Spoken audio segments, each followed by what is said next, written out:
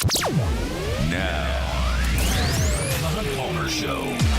You are now listening to The Hunt Palmer Show on 104.5 ESPN Baton Rouge. Locking down the middle of the day. Live from the Mercedes-Benz of Baton Rouge studios. This is Hunt Palmer.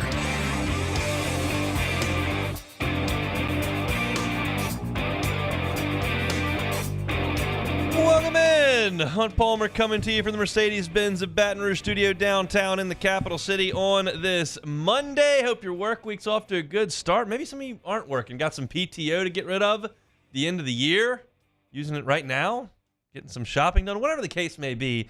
However you may be listening, we appreciate you making us part of your day. Got Jacob Beck and Casey Gaines back there on the ones and twos. We are loaded for the next 2 hours. Obviously got to get to the Saints win from yesterday. LSU basketball was on the hardwood over in Houston on Saturday afternoon.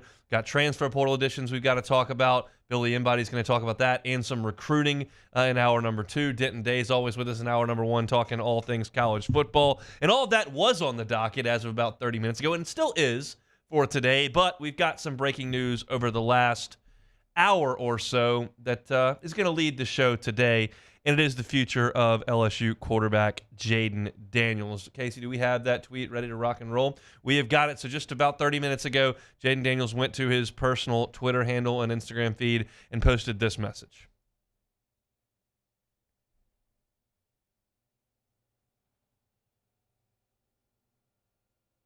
Do we have that? Well, we had the sound, but it's not quite working. It's okay. Essentially, it's a minute and 20-second video saying that Jaden Daniels is done with his college football career. He will forego and start getting ready for the Senior Bowl, Combine, Pro Day, and the eventual NFL Draft. So this is not surprising at all. This is the new college football. Players that are this high profile don't play in bowl games that are this low profile. In fact, if you're not in the playoff, most teams aren't playing without some of their higher profile players. I would point to Ohio State, which had a 1-loss season, is playing in a New Year's Six bowl game, and their quarterback already goes to Syracuse. So that's just the way that it is, and I don't think anybody around Baton Rouge had much optimism that Jaden would play. I will tell you this. As of a week ago, I heard that Jaden really wanted to play. And the thought was he wants to play, but I just think there are going to be too many voices saying, hey, let's just not. And ultimately, I think that's what happened. Jaden's got a real bond with this offensive line. He's got a real bond with Malik Neighbors, who's got a record that he's 21 yards away from. And I think he would like to go out there with those guys one more time, but he's not going to because it's probably the smart decision. I think that most of the people that watch college football, pay attention to college football, have a team in college football, understand this decision and probably agree with it. And I think there's absolutely a faction that would believe that you signed up for a team, your team has one more game, you got to go out there and play with your team. Nobody's right or wrong here, but the fact of the matter is that Jaden's not going to play in this game. And I'll be very honest. I would have been thrilled to watch Jaden Daniels go up there and slice up Wisconsin like a block of cheese. Like, it would have been fantastic to watch him play football for LSU again, because it has been an absolute delight to watch him play football at LSU for the last 3 months. It's been fantastic. He's a legend. But for me personally, as I just talk about this from my perspective, I'd rather probably see Nussmeier play. Let's see what he's got. Garrett Nussmeier's performance coming up on January 1st does not indicate every snap that's going to happen next football season. If he's awesome, it doesn't mean he's going to be awesome. If he plays very poorly, it doesn't mean he stinks. But it is an opportunity for him to go out there with a very good offensive line and play the position that LSU is going to likely ask him to play next year against USC.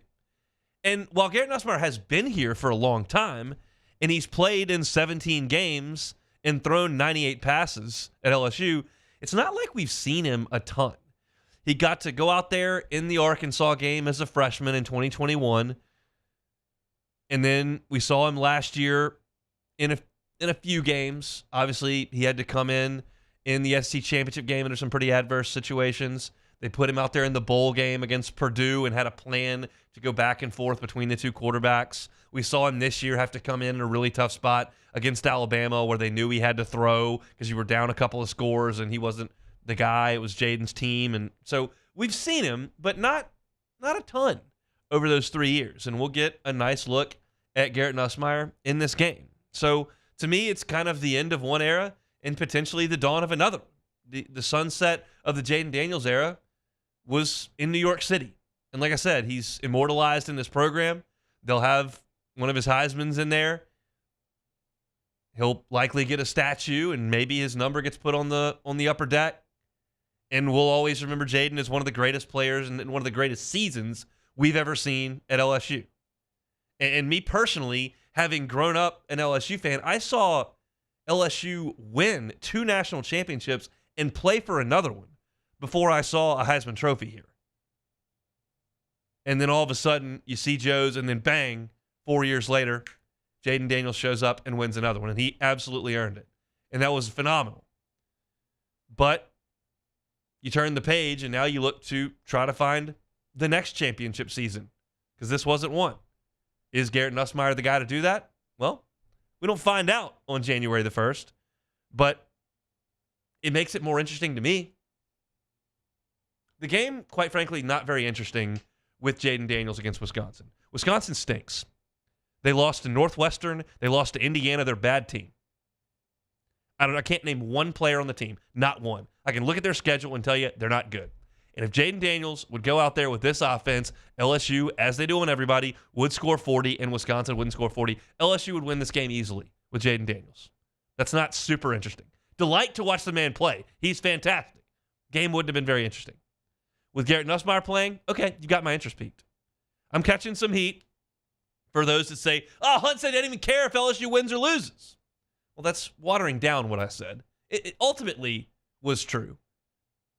Because I'll tell you right now, if I'm watching this game, I would rather Garrett Nussmeier throw for 360 yards and 4 touchdowns and LSU lose 48-45, a loss. I would rather see that. I already know the defense is bad.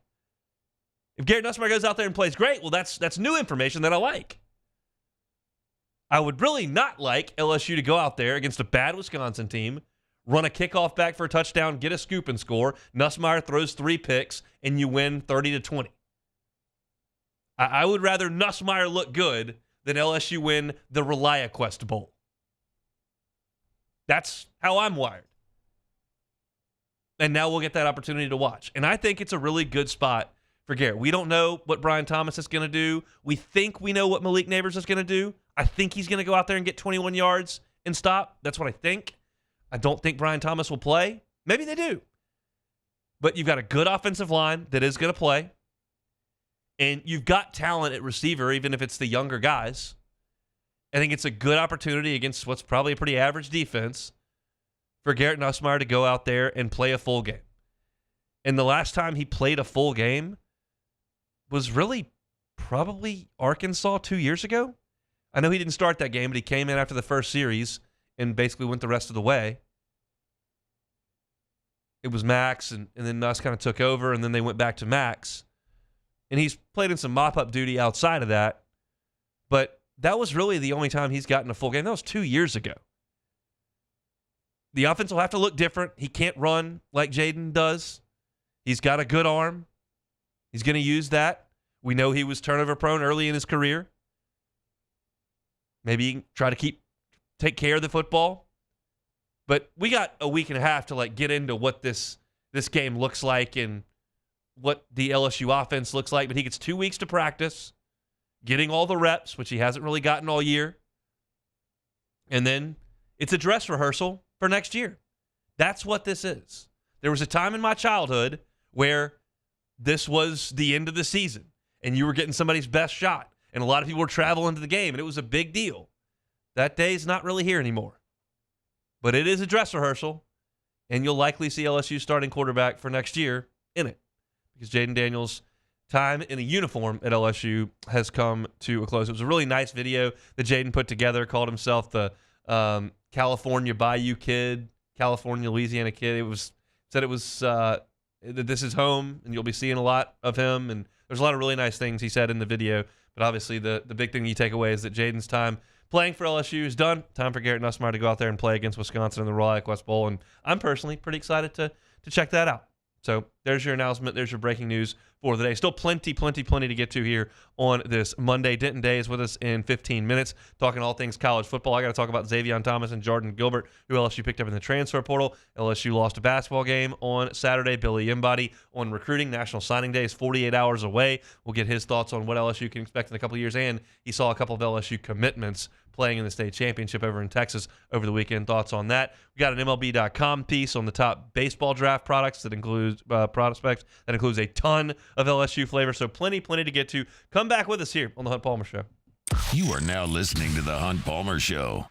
This holiday season, all your wishes are coming true on FanDuel, America's #1 sportsbook. Right now, new customers get $150 in bonus bets with any winning $5 moneyline bet. That's $150 if your team wins. Been thinking about joining FanDuel? No better time to get in on the action. The app's easy to use. There's a wide range of betting options. They include spreads, player props, over-unders, and much more. So visit FanDuel.com/1045ESPN and kick off the NFL season. FanDuel, official partner of the NFL. Must be 21 and present in Louisiana. First online real money wager only. $5 pregame moneyline wager required. $10 first deposit required. Bonus issues knowledgeable bonus bet that expires 7 days after receipt. See terms at sportsbook.fanduel.com. If you or someone who has a gambling problem and wants help, call 1-877-770-STOP.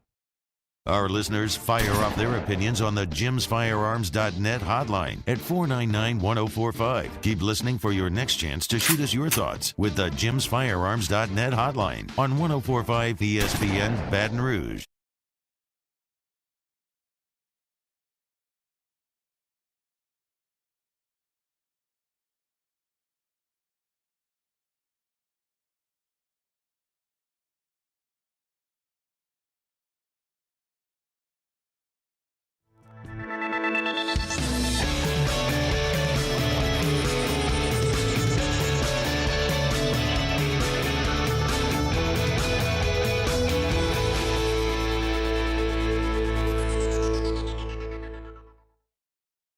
Gulf Coast Bank and Trust is giving our customers the power to bank anywhere, anytime during this challenging event. And we're right there with you. Our mobile banking app is a smart way to manage your money and time.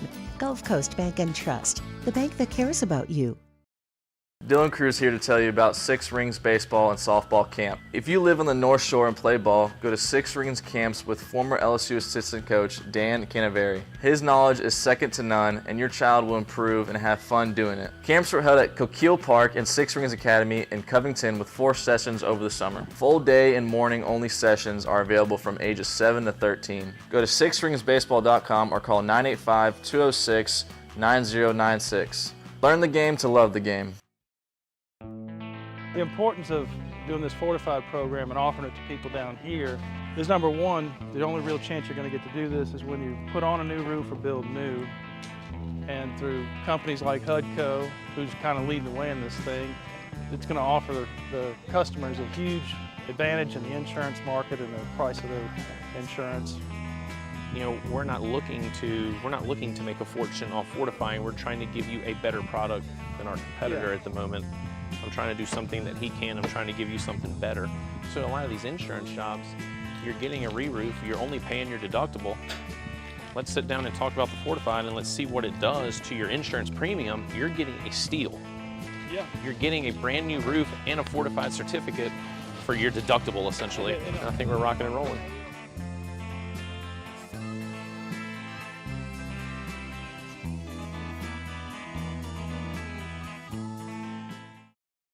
Electricity is all around us, and our families depend on it.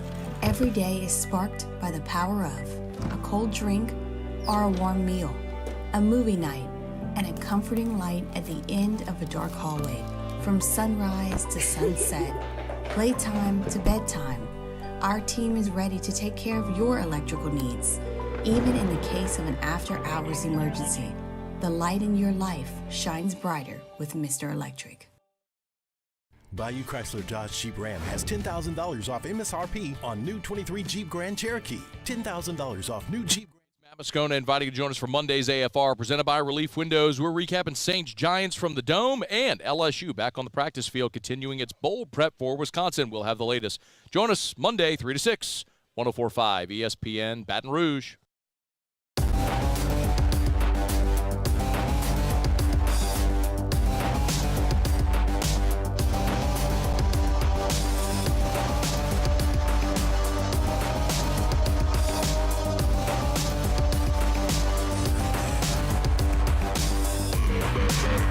You're listening to the Hunt Palmer Show on 104.5 ESPN Baton Rouge.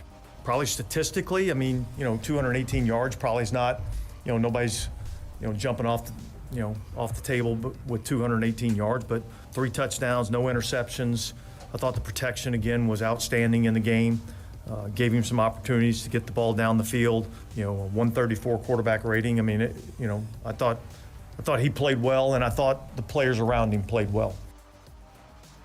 That's Dennis Allen, Saints head coach, after a 24-6 win over the New York Giants in the Dome yesterday. Mentioned Derek Carr's efficiency, and he was very, very good yesterday. 23 of 28 in the game, very, very high completion percentage. Distributed the ball to 10 different players, threw 3 touchdowns. The Saints converted on half of their third downs, got Jimmy Graham involved in the red zone again, got a touchdown. They were perfect 2 of 2 in the red zone. They're now 9 of their last 10 in the red zone. And they only gave up 1 sack in the game, as Dennis Allen there mentioned about the protection being very, very good. This was, in my opinion, the Saints' best performance of the year. It was nice to go win in Indianapolis. They destroyed the New England Patriots. But to me, this was the best performance of the year by the Black and Gold on both sides of the football, because the Giants came in playing reasonable ball. I'm not going to sit here and suggest that they're a world beater, but they came in playing pretty well, and the Saints owned them really from start to finish yesterday. I know it was only a 1-point game at halftime, but did you really ever feel like the Giants were really cooking on offense? I never did. Not that the Saints were going right up and down the field, but they were in control of that game, I felt, from start to finish. And so offensively, you're missing Olave. Obviously, Thomas isn't out there as well. The running game's still okay. You did it enough to keep him honest. You got the ball in Kamara's hands, but I thought Carr was just very, very good. And we know that Derek Carr week to week can be very good, but we also know he can be very average. And so it was never an issue of can he play the position at the NFL level? Yeah, he can. He's just average at it. And sometimes he's a little above it, sometimes he's a little below it. It all kind of levels out. So nothing earth-shattering, just rock solid at the time of year where the Saints need to be rock solid. I thought the offense was good. And the defense just absolutely got after Tommy DeVito. They had 7 sacks in the game. Tano Passignon had 3 of those. And Dennis Allen spoke after the game about his guys' ability to get off the field and rush the passer. Well, without really getting a chance to kind of look at the tape, it's hard for me to say exactly. I thought our guys did a good job of understanding, rush lane integrity and how we had to rush this quarterback. And then when we did get him off the spot, guys were able to finish and get him on the ground. And I think that's really been probably the biggest difference, really, when you look at the last 2 weeks, is I think, we've been able to finish much better on the quarterback when we've been able to get him off the spot. And so, but certainly this was probably our best day in terms of, being able to get after the quarterback and being able to finish on the quarterback. No matter what metric you look at, whether you go straight to the sack numbers, which is what we've looked at for a long, long time, whether you go to pass rush win rate on Pro Football Focus or, quarterback pressures, or whatever metric you want to look at, old school, new school, whatever, the Saints pass rush has stunk all year. You've had some flashes from Granderson, really nothing from Cam Jordan or Passignon. The 2 defensive tackle free agent signings haven't really shown up at all. Every once in a while, Brzee gets back there, but it's been almost non-existent. And yesterday, especially with the stunts that the Saints were employing, that they did a good job of showing on replays and whatnot, the Giants' offensive line could not pass them off, and DeVito was just getting absolutely annihilated on a lot of his dropbacks, specifically in the second half. As I mentioned, 7 sacks. And this Saints defense has not allowed a touchdown now in 2 consecutive games. It did not allow a touchdown to Carolina last week, and then against the New York Giants, They hold them to a pair of field goals. So that's really good. And you win 2 games in a row against bad team last week and a pretty average, mediocre team this week. But that's what you had to do. You were at home. You got bad quarterbacks, bad teams coming in. You take care of business, and they did. So while there was so much toxic 2 weeks ago from the fan base and booing every time Derek Carr came out there and booing the head coach and losing games and being behind in the division and the yelling matches between Carr and his offensive line or Carr and his offensive coordinator, and the whole thing felt so toxic. And now that you've won 2 games in a row and Carr played his best game of the year and you had an all-time vomit move by the Falcons yesterday, and things should feel positive in the Saints facility today. That's those coaches, those players, that staff, that organization, when they show up to work today, knowing they got a short week in front of them, it should feel positive right now. And that's a good thing. I can still sit back and look and say, hey, yeah, I know you're at 500. I know that you're tied for first in the division. I also know that you've beaten Ryan Tannehill, who got benched, Bryce Young twice, who's terrible, Mac Jones, who got benched, Gardner Minshew, who's a backup, Tyson Bagent, who's a backup, and Tommy DeVito, who's a backup. Those are your 7 wins.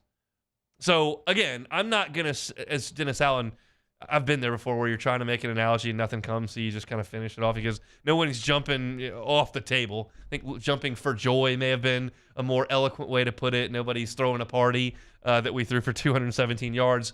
I'm not throwing a party for the Saints at this point because I understand what they've accomplished and what there is left to be done. But that doesn't mean that I can't look at this, take a step back and go, okay, the defense has played really well the last 2 weeks. And the offense played pretty well on Sunday, and you're sitting here with 3 weeks to go, and you've got every opportunity to win this train wreck of a division.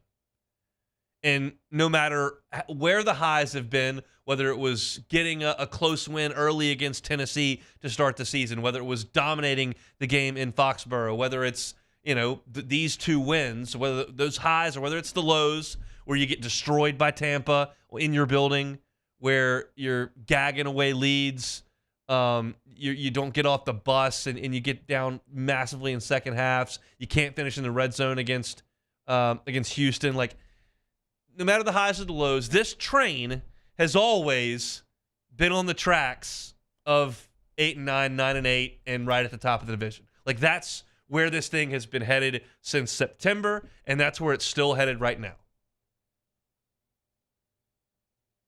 And my chorus on this is just not going to change. I'm not going to allow it to change unless the Saints do something drastically different. If they win out and are holding these 3 teams that they've got left to 9 points per game and Carr's not turning it over, maybe I'll feel a little bit better about that first playoff game. But my gut tells me they probably don't win out because it's a leveling out deal, and we'll see if they win the ones that count. And it probably finishes in the first round of the playoffs. So I think my overwhelming reaction to the Saints game on Sunday is they should feel really good about it. They should come to work in a good mood. There should be some good energy in the facility, which was necessary after 2 weeks ago. Like, all that's good. And then I can stand back here and go, yeah, but do I really feel like things are changing? No. I can't shift where I am mentally on this team because you shut out Tommy DeVito. I can't shift where I am mentally because you beat the Panthers. Now, laugh all you want at Atlanta. That's hilarious. They're the Falcons. That's funny. But right now, like, the way that Tampa and Baker are playing, what I saw from them yesterday, do I feel super warm and fuzzy about the Saints going there in 2 weeks? Do I feel awesome about going out west on a short week? But they should feel good. They should feel really good because that was, and all joking aside, like, no matter what I think about the future of this team over the next 6 weeks and the next 3 years, that was a really good performance. They played a good football game yesterday. And they dominated a Giants team that came in feeling pretty good about themselves. rush the passer, efficient on offense, good on third downs, good in the red zone. It was good. But can they back that up, or does it just revert back? And I kind of lean towards the second part with this team right now. But they do win, and the Falcons lose in front of 70 people in Carolina, 70 paying customers. And then Tampa gets the win. So as you look at it now, 3 weeks to go, the Saints still tied atop the division, but understanding that Tampa came in here and dominated you a couple months ago, you've got to take care of business in that game for sure. But you got the Rams to worry about coming up here on a short week, on a Thursday night football tilt over there in SoFi. Still plenty to do here on this edition of the Hunt Palmer Show. We're going to finish out this hour with LSU's transfer portal additions that they picked up, Xavier Thomas and Jordan Gilbert, a couple of Louisiana natives who will come home to play for the Tigers. I got to talk LSU basketball at the top of hour number 2. Excited to hear from Billy Embody coming up at 2:15. Billy was in Cowboy Stadium checking out Caden Durham and his phenomenal performance in the state championship game. So we'll talk about that with Billy, as well as National Signing Day coming up. I want to talk a little baseball in hour number 2 as well. But when we come back, we'll take a look at some big picture college football trending topics with Denton Day of Sirius XM's College Football Overtime. That's coming up next. The Hunt Palmer Show. Boudreaux's Electric. 40 years owned and operated by Neil and Melissa Boudreaux. They're a certified Generac generator dealer. They are a premier Generac generator dealer. That means they're in the top 3% of Generac dealers nationwide. Look, I can promise you this when you call Boudreaux's Electric. One, when they come out to install your generator, it's not going to be someone they just contracted in to make happen. No, this is going to be a full-time Boudreaux's Electric employee. They use the finest quality in copper, and they're going to install that generator in a way that's aesthetically pleasing to your home. They're going to use underground installation techniques to hide all the wiring and all the tubing that goes with the generator installation, because we take pride in the way that our home looks. And you're going to have that generator, and you don't want it sitting there front and center with tubes and wires all over the place. No, you want it installed in the proper place, properly, so that it looks good outside. And the peace of mind that it can give you for just $5.20 a day is something you really need to explore. We lose power down here a lot in South Louisiana. Let Boudreaux's Electric take care of that for you. Give them a call at 225-300-9389, 225-300-9389. If you do so before the end of the year, you're going to see significant savings over there at Boudreaux's Electric. In times of need, get a full list of phone numbers, websites, and other important emergency information on the Demco Stormwatch page at 1045ESPN.com. Bayou Ford is taking $15,000 off MSRP on new 23 Ford Expedition, $15,000 off new Ford Expedition, and all new Bayou Ford vehicles come with a 1 million mile warranty. The crew at Bayou Ford is going to do right by you.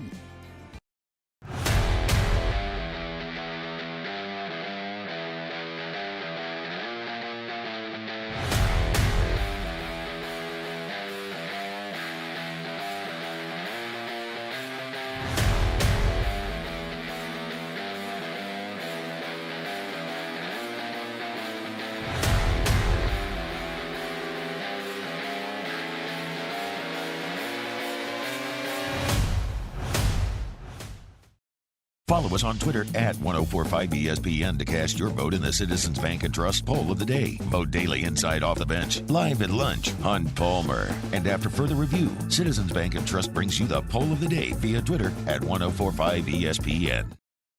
Hey, it's Matt Moscona. For years, you've heard me tell you about Insurance Network of Louisiana, helping you find better coverage for less money. But it's not just for your home and auto. They also offer commercial property. So, retail stores, professional offices like doctors, dentists, attorneys, clothing boutiques. Insurance Network of Louisiana can find you better coverage for less money. They service the entire state of Louisiana, and they're local. So call today at 293-0450 or lainsurance.net.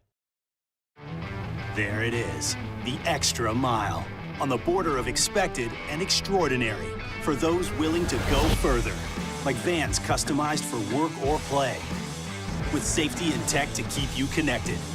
Supported by a 5-star sales, service, and finance team. And backed by the 1-star you know. So go the extra mile. It's never crowded, because so few have what it takes to go there.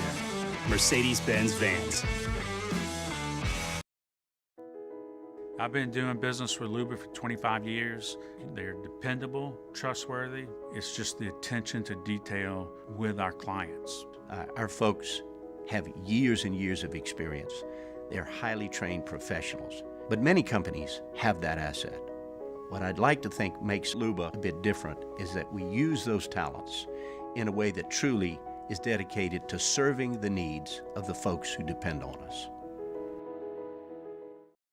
Electricity is all around us, and our families depend on it.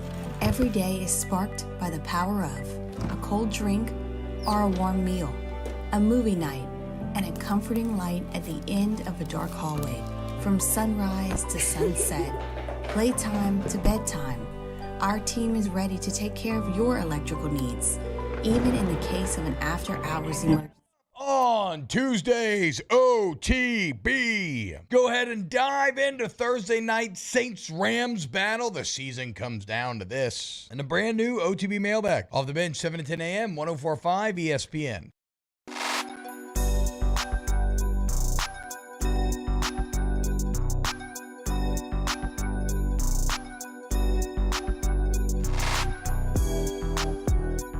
This is the Hunt Palmer Show on 104.5 ESPN Baton Rouge. Every Monday, we step out on the Jim's Firearms Hotline, chat with our guy Denton Day from SiriusXM's College Football Overtime. He joins us now. Denton, how are you? Hi, what's up, man? How are you?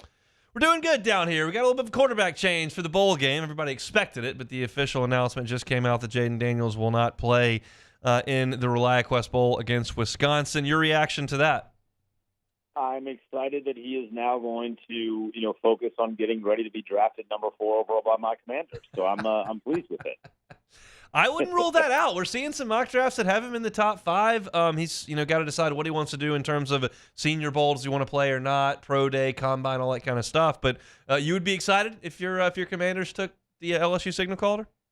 Yeah, I'd be thrilled. I've been kind of, pitching this for weeks now in our market here locally. So I'm all aboard the Jaden Daniels train, and slowly but surely, the DC area, it has a lot of great things about it. It's not a huge college football area, so those that maybe weren't watching college football in the midpoint of the season but have only focused towards the end, they're now starting to see the light of Jaden Daniels and thinking, wow, maybe this guy would be very nice with a completely new coaching staff that this team's going to have. So I'm turning a lot of people to join me on the bandwagon. There were some early mocks that had the Saints taking Jaden Daniels. One, the Saints haven't taken a quarterback in the first round since the 70s. And two, this is kind of a franchise that's got a little bit of a malaise on it right now, and I think a lot of people will be really excited. But I don't think he's going to last long enough to get where the Saints are because their division's so bad they keep winning games. I think somewhere in the top 5, it's possible, though. Yeah, I think it's becoming more and more likely, and we're at the point now where I got to start doing my job and reaching out to NFL people, be like, hey, what do you think about this so-and-so? But if you just look at the teams that are up there, I think there will be a little bit of movement with a team like Arizona, maybe, which would lead someone that needs a quarterback to jump up there. So I do think there's a realistic chance that Jaden Daniels, it is tongue-in-cheek to an extent with the Commanders drafting at number 4 overall, but it's also not. I think as we get closer to the draft, you know how this goes. There are NFL teams that just love falling in love with quarterbacks. So I think there's a real chance he goes top 5. Let's talk about a few big picture things in college football. Ole Miss is landing every transfer they can find. It has been something. The high school class doesn't look great on paper, but they're just going after older players. What do you think about that method down here in the Southeastern Conference for Lane Kiffin? I think it's a strong one. I've been very fascinated to see how coaches balance the high school versus transfer class every single offseason. And we've seen it in years past that certain coaches have a lot of success going into the transfer portal. And I think if you're looking for somebody to plug and play immediately, I'd feel way more confident if it's a 21-year-old versus an 18-year-old that's never played college football, right?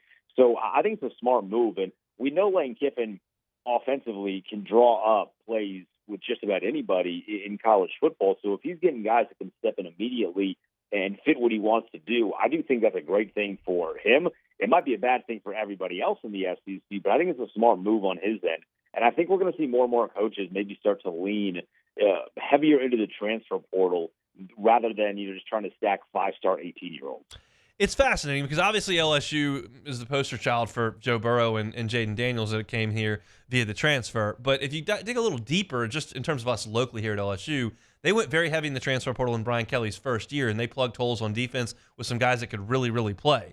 Then they had to do it again because all those guys left, and they hit snake eyes, and the defense was historically awful this year. And so Brian Kelly's trying to do it more so through the high school ranks to have guys in his program for 3 and 4 years and just grab a transfer here or there where it makes sense.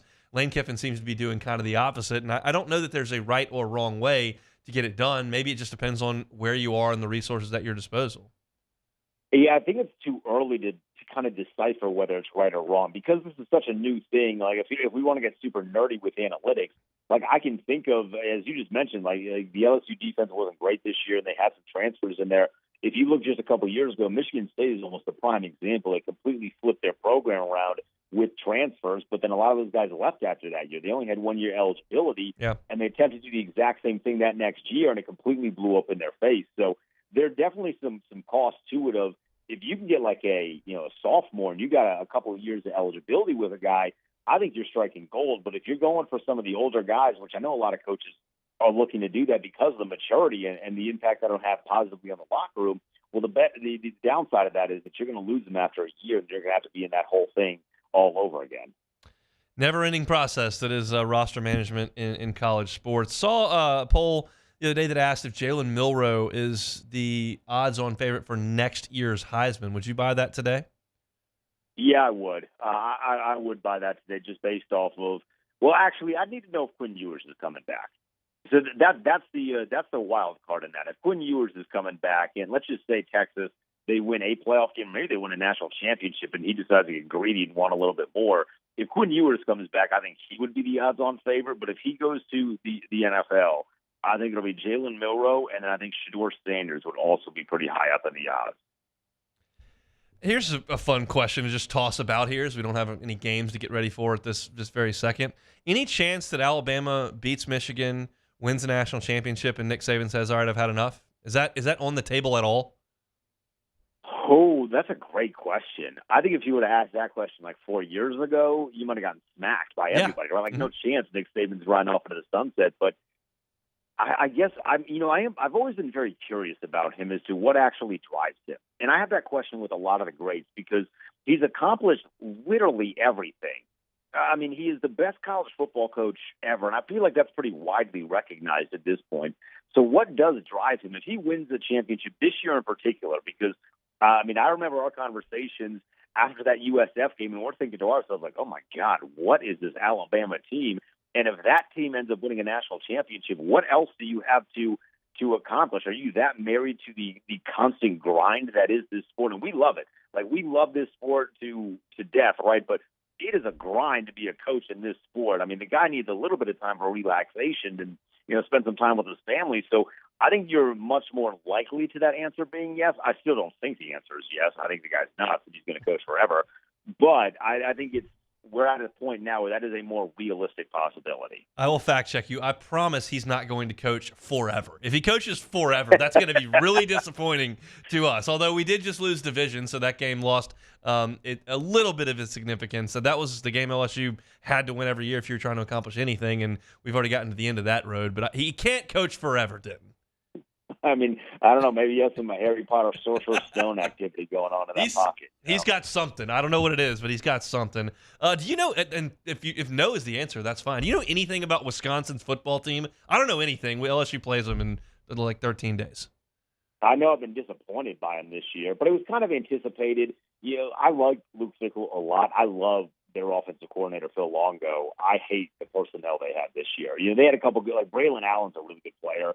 I love him, but they were one of those teams that you get a new coaching staff, like a brand spanking new coaching staff, and you try to go to the transfer portal to get yourself a guy that you can build an offense around in the quarterback spot. And Tanner Mordecai had success at Division I level, but it was very clear very early that he was not going to be the guy. They play good defense.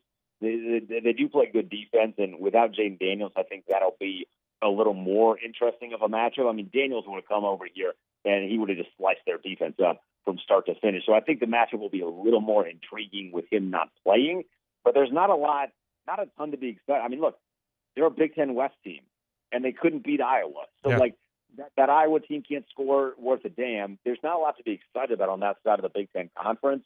I think eventually that team will be good, but as far as you looking at the bowl game, bet the under more than likely. Not going to be a lot of points, at least from Wisconsin's side. What does the addition of specifically USC, but also Oregon and Washington mean for that? I mean, obviously it elevates things for Ohio State and Michigan and Penn State, but like, what does it mean for Wisconsin? What does it mean for Iowa? Did they get knocked down a peg, or because the conference has grown and there's more money, do you think that they can elevate their programs? I'm hoping that a place like Wisconsin can elevate itself a little bit, because if you look at just the human element of this, right? Wisconsin, I've never been to Madison. I've seen pictures. I know people that have been there. I know people that live there, and they will not shut up about it. Yeah. It's a beautiful place to live.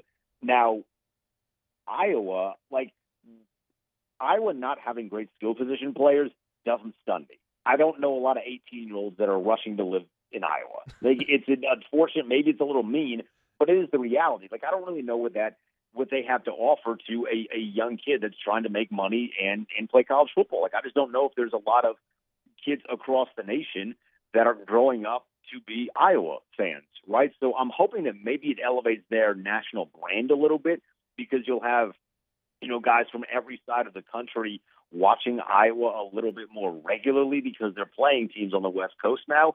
But I don't know. It feels like that's a program that might get lost a little bit, especially once they eventually transition coaches. I don't know how many years Kirk Ferentz has left in the tank, but you got to think he's coming to the end in the next couple of years. Once they transition, I don't know what that program's going to be like. That would be the one that I'm a little afraid of potentially kind of falling by the wayside. Let's briefly touch on the two national semifinals. We'll do a little bit more next week as we really get prepared for them. It's going to be a lot of fun down there in New Orleans with Texas going to flood that place, and I'm sure Wisconsin will travel pretty well as well. But your thoughts on those two games kind of a week and a half out? I'm excited more so for Texas and Washington. I think that's going to be an absolute shootout. And, I'm young. I like points. I can value good defensive play, but if you're giving me a 45-42 kind of game, I'd much rather watch that. Just two juggernauts going back and forth. Right now, I think I'm leaning Texas in that one, but I also remember that just a few weeks ago, I was beating the drum that Oregon was going to wipe the floor with Washington, and boy, swing and a miss on my part for that one. So I've learned to not count out Washington. They've won in so many different ways. So that's the one I'm the most excited about. I feel indifferent about Michigan and Alabama. Like, Alabama's been a lot of fun to watch in the way they turn things around. The physicality of that one is what intrigues me, because, Michigan at one point ran the ball like 30 consecutive plays, and they didn't do that against, with all due respect, like East Carolina. They did that against Penn State, and it worked. Yeah. So I'm fascinated to see what the trenches are going to look like in that matchup. But as far as my young, I love scoring brain, that game is a little less appealing. Denton, we appreciate some time. Let's talk next week. Hunt, appreciate it, man. Be well. Denton Day, college football overtime at SiriusXM, with us each and every Monday throughout college football season. So we'll get a little deeper into those games coming up next week when we chat with Denton. We don't have a show on Monday, but we'll get there eventually, maybe Wednesday or so. We'll chat with Denton about the national semifinals. We got one segment to go here in hour number one. When we come back, LSU added a couple of players in the transfer portal. I'll give you my thoughts on those two coming up next. You are now listening to The Hunt Palmer Show. One Bath and Closets. OneBathAndClosets.com is the website. Bathrooms and closets, remodels, redesigns. David Duvall and his team can do it.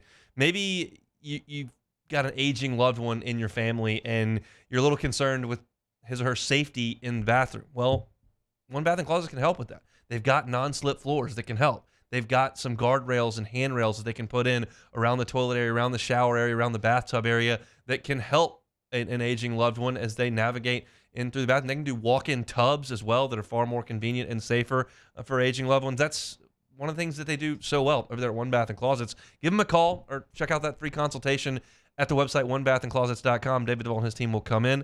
They'll tell you what they can do. They'll set a schedule for you, and they'll get that job done the first time, and they're going to leave the competition behind. It's One Bath and Closets. Check them out at the website, onebathandclosets.com. Our listeners fire off their opinions on the jimsfirearms.net hotline at 499-1045. Keep listening for your next chance to shoot us your thoughts with the jimsfirearms.net hotline on 1045 ESPN Baton Rouge.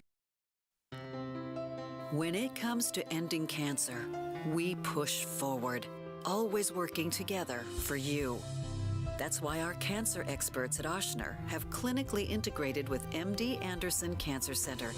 This means advanced cancer care, including access to life-saving clinical trials and integrating care to treat the whole you. Introducing Ochsner MD Anderson Cancer Center. Long live you.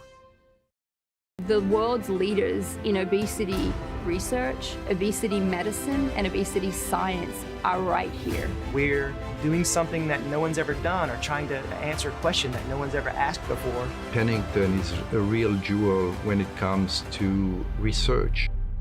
We are finding the solutions to the world's worst chronic disease, which is obesity.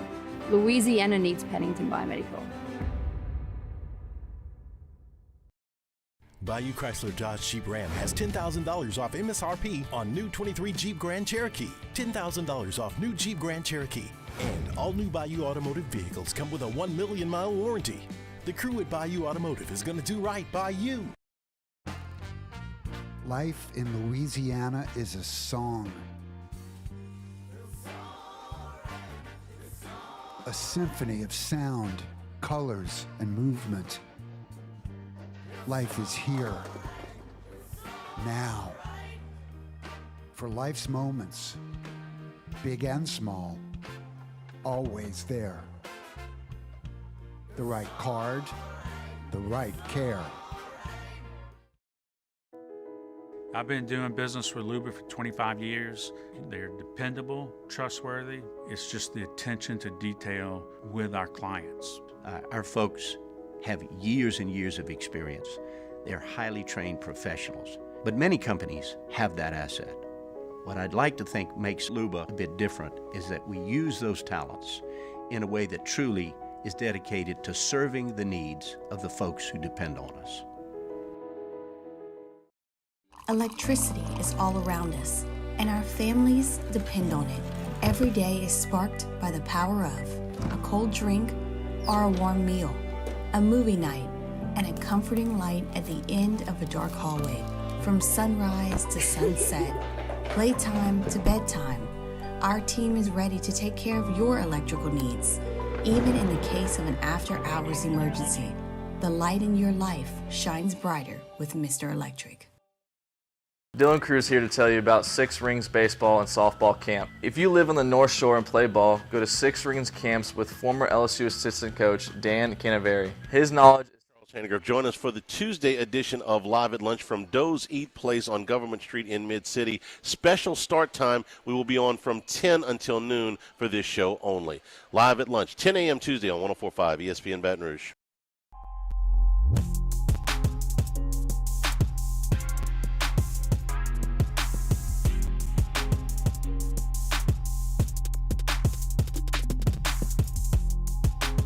This is the Hunt Palmer Show on 104.5 ESPN Baton Rouge. Closing up shop here, hour number 1 of the Hunt Palmer Show on this Monday. Hope your work week is off to a good start. Appreciate you hanging out with us. Busy hour number 2 coming up with Billy Embody, a little baseball talk, as well as some LSU basketball that we'll get to. So a lot of topics that we're hitting on today, and the one I wanted to close out the hour with here is the transfer portal. LSU announced a couple of transfers that will be coming in, and this is just a very, very, very common refrain across all sports. It's happening in basketball, it's happening in baseball, it's certainly happening in football. Very often, the state of Louisiana produces some really, really talented players who go elsewhere to play their college athletics, and those players are quite often finding their way back to LSU via the transfer portal. And that certainly is the case for Jaden Gilbert and for Xavion Thomas. Jaden Gilbert was a 4-star recruit right out of U-High down the street from us here. He went to Texas A&M out of high school and has played 3 years for the Aggies. He played in every game as a freshman, a lot of special teams and some defensive work as well. He started 10 games in 2022 as a sophomore back there at safety, and he did start a couple games this year and then got hurt and wasn't able to play the majority of his third season with Texas A&M. But he's a 6'1", 200-pound safety, and this is very much a position of need for LSU. They're trying to address defensive back via high school, and they signed some really talented high school players in the secondary this past year with Javian Toviano and Ryan Yates and Kylan Jackson and Ashton Stamps, and you know the names certainly. And some of those guys played a little bit, but you're going to have to add to that as well because we don't know what Major Burns is going to do. Sage Ryan's already hit the transfer portal. Andre Sam's out of eligibility. Greg Brooks obviously is not going to be with the team. So you're missing a huge bulk of the minutes and the snaps from this past season in the secondary. So you continue to recruit, and they've got five corners in this high school class that they're trying to bring in, but you need to go get some experience. And Jordan Gilbert absolutely brings that. And so while I don't know what Major Burns' decision is going to be, when I look at what LSU's got with Yates and Jackson and Toviano and Langlois on some of those guys, like it feels like Jordan Gilbert is likely a plug-and-play starter. Look, they got to go through a spring, they got to go through a summer, they got to go through a fall camp, and they'll figure out who the guys are in the secondary. But it feels like Jordan Gilbert is being brought in here to start. And I think that's likely going to be the case with him in the back end of LSU's defense. So we know that safety play was a big issue for this team this year. Way too many big plays, way too many busted assignments, way too many missed tackles. Gilbert's experienced. He's played at an SEC level. Missed a lot of this year, but I think gives you a guy that can absolutely play in the back end of the defense. Xavier Thomas is another guy that fills a position of need because we believe Malik Neighbors will move on after this year. We believe that Brian Thomas will move on after this year. And once you get past those two guys at wide receiver, you've got Kyron Lacey, who played a big role for you. And then you've got a bunch of very, very young players who are very unproven, whether it's Aaron Anderson, whether it's Landon Ibieta, or whether it's some of the freshmen that were brought in this class, where you've got Jalen Brown and Shelton Sampson and Kyle Parker. And like you've got a lot of guys who were highly recruited players, but not a lot of returning production. And Xavier Thomas does bring some production. Now, Mississippi State's offense this past year was a dumpster fire, if we're putting things very, very kindly. I have not seen a senior quarterback on the precipice of setting that many records look so hapless as Will Rogers did this year. But Xavier Thomas this year did do a pretty good job. He caught 40 balls worth 500 yards and a touchdown, and he is a kick returner. And he's done that very, very well in his Mississippi State career. He's got some kick returns for touchdowns. He's got some punt returns, and that's an area where LSU's been basically inept for the better part of 3 years. They don't catch punts well. They don't return them at all. They have not been explosive in the kick return game at all. Like, it's just not been very good. And Xavier Thomas brings that. He's not got elite size. He's 5'11", 190 pounds, but he's a John Ehret product, and he can really run. So if you're LSU, this is an obvious take for me as well. We'll probably see some of these young players play wide receiver in the bowl game, and that's exciting. I'd love to see Shelton Sampson have 6 catches for 85 yards and a touchdown in the bowl game against Wisconsin. I'd love it if Kyron Lacey came back for another year. But you just don't know what you have at that position because you're losing the best tandem in the country, and you've got to replace all of that production. And I think bringing in a guy who can work in the slot and can help you with kick returning is a really, really good thing. Now, we know that Aaron Anderson was brought into this exact thing last year, and it never really took off. I thought he looked pretty good in fall camp. I said that a lot on this show, and it turns out he comes out there, muffs a punt, and is never really involved in anything they're trying to do offensively. Maybe he's better coming off that injury than he was 4 months ago. Maybe not. I don't know. But they're bringing in some proven depth here at a position of need, and I think that's a very, very good thing. It's going to be one of those deals where going into spring ball and then going into camp, you're going to know all these names at wide receiver. Like, you won't need the program. Like, you'll know who these guys were. It's just a matter of who steps up and becomes the next dude. LSU's churned out NFL receivers at an amazing clip. Who's the next one? I don't know. We'll see what Xavier Thomas can do. Certainly can't hurt yourself bringing in a guy that at the SEC level has proven. This is not seeing if a guy who's running around people in the Sun Belt can do in the SEC. This guy's done it at the Southeastern Conference level, and so we'll see what he can do at LSU. These are two guys that right when they jumped in the portal, you felt like LSU was very much in the mix for both. Turns out both of them are headed to Baton Rouge to play for the home state school. Jordan Gilbert at safety, Xavion Thomas coming in at wide receiver and kick returner. All right, that's good hour number one here on this Monday edition of the Hunt Palmer Show. It felt like a long weekend. We weren't here on Friday, and then we go through the weekend. Now we're back in action. A lot to get to. We hit a lot of it in the first hour. Jaden Daniels, if you missed this news earlier in the show, has announced he will not play in the bowl game, opting out. So it'll be Garrett Nussmeier against Wisconsin. I gave my reaction to that at the top of the show. You can find that at Hunt on LSU on YouTube. Saints get a big 24-6 win over the Giants, stay tied for first place in the NFC South. My thoughts on that at 1:15. You can also find that at Hunt on Saints. Denton Day at 1:30. He's our guy on Mondays from SiriusXM's College Football Overtime, just tackling big picture stuff in college football, and we close things out with some portal editions. You can also find that at Hunt on LSU. You can find our audio anywhere you find audio, Apple Podcasts, Spotify, Google, wherever you find your podcast. You can find us, search Hunt Palmer Show, like, subscribe, rate, and review. Billy, I'm Embody on recruiting in hour number 2, some baseball thoughts, but we'll start things off with an LSU hoops loss over in Houston. That's next on the Hunt Palmer Show. Bayou Ford is taking $15,000 off MSRP on new 23 Ford Expedition. $15,000 off new Ford Expedition. And all new Bayou Ford vehicles come with a 1 million mile warranty. The crew at Bayou Ford is going to do right by you.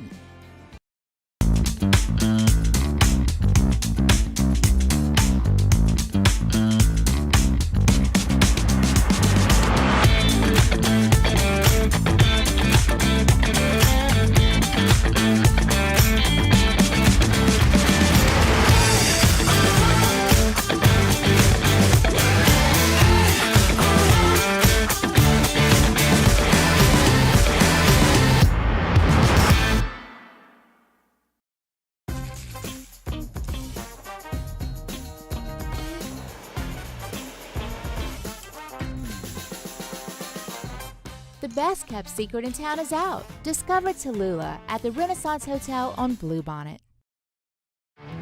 There it is, the extra mile, on the border of expected and extraordinary for those willing to go further, like vans customized for work or play, with safety and tech to keep you connected.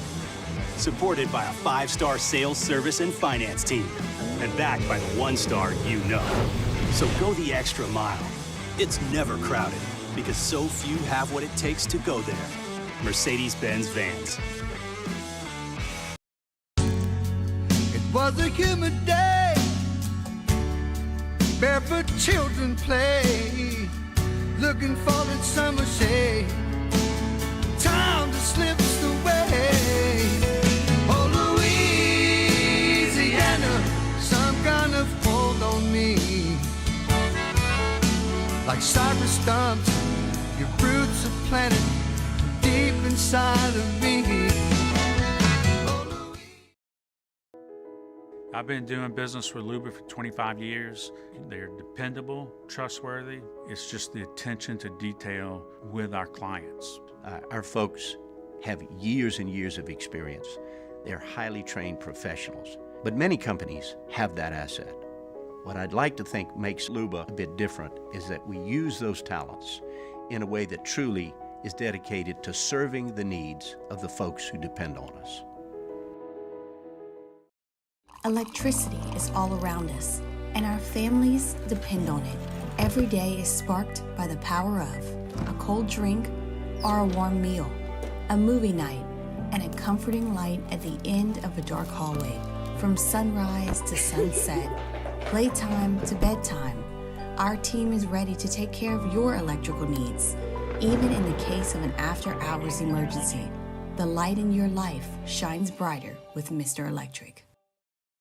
Dylan Cruz here to tell you about Six Rings Baseball and Softball Camp. If you live on the North Shore and play ball, go to Six Rings Camps with former LSU assistant coach Dan Canaveri. His knowledge is second to none, and your child will improve and have fun doing it. Camps were held at Coquille Park and Six Rings Academy in Covington with 4 sessions over the summer. Full day and morning only sessions are available from ages 7 to 13. Go to sixringsbaseball.com or call 985-206-9096.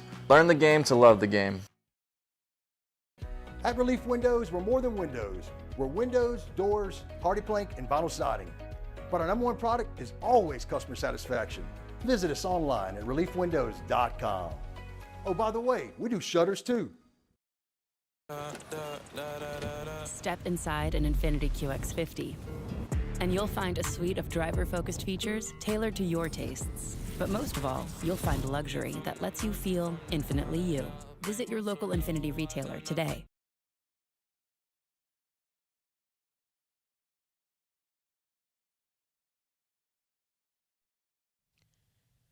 This is SportsCenter.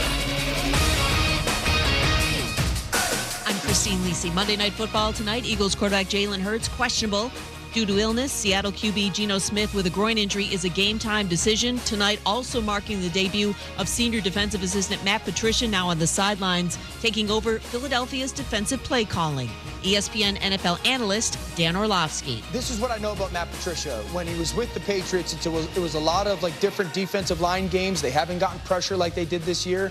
This is a dangerous game for Philly. No Darius Slay tonight. Yeah. We'll see if Geno plays or not, but this is still a vaunted pass game when it comes to their pass catchers. He's the only guy that's been good in coverage this year. Sean Desai still Philly's defensive coordinator, but he'll be in the coach's booth now. Monday Night Football, 8 Eastern, ABC and ESPN. Steelers plan to start Mason Rudolph at quarterback Saturday against the Bengals, but they are leaving the door ajar in case Kenny Pickett is able to return from a high ankle sprain. Despite an injured shoulder, Colts running back Zach Moss aiming to play at Atlanta on Sunday. Heisman Trophy winner Jaden Daniels opting out of LSU's bowl game. He did declare for the NFL draft. Think O'Reilly Auto Parts for all your car care needs. They're close, convenient, and have the parts you need fast, along with excellent customer service from professional parts people you can trust. Stop by your local O'Reilly Auto Parts today or visit O'ReillyAuto.com. Ladies and gentlemen, may I direct your attention to something quite extraordinary? Now, the Hunt Palmer Show. The Hunt Palmer Show on 104.5 ESPN Baton Rouge. Live from the Mercedes-Benz of Baton Rouge studios. This is Hunt Palmer. Hour number 2, Hunt Palmer Show, 104.5 ESPN Baton Rouge. Thanks for being with us here. We've got Jacob Beck and Casey Gaines with me. Billy Embody coming up in 15 minutes. We'll talk a little bit of recruiting with Billy as it's got to get real busy. And interestingly enough, there was just an announcement in the transfer portal. Ole Miss lands another one, and this one I thought LSU would very much be in on. DeCameron Robinson, the defensive back from Mississippi State, who we thought LSU might really be in the mix for, will be heading to Oxford to play for the Ole Miss Rebels, and they are cleaning up in terms of high-end transfer portal players. Lane Kiffin been complaining about how this thing works. Seems to be using the system okay in Oxford these days. So we'll talk a little bit with football with Billy coming up. LSU basketball Saturday in Houston against the Texas Longhorns. Look, my wife had a lunch to go to, so I was on solo dad duty with the Myers man. I could not get a plate of chicken nuggets down in front of him before LSU was down 10. It took 4 minutes for LSU to be down 10 points in this game, and they never were really competitive after that. Texas did whatever it wanted in the first half offensively. Whatever. They shot 61% from the floor. They were 6 of 9 from 3.